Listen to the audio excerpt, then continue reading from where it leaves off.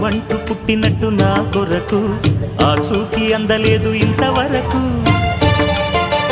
వచ్చింది గాని ఈడు ఒంటి వరకు వేధించలేదు నన్ను జంట కొరకు చూశాక ఒక్కసారి ఇంత వెలుగు నా వంక రాను అంది కంటి కునుకు ఈ అల్లరి గారడి నీ లీల అనుకోనా నీ పేరు ప్రేమ అవునా ఇవాళే నిన్ను పోల్చుకున్నా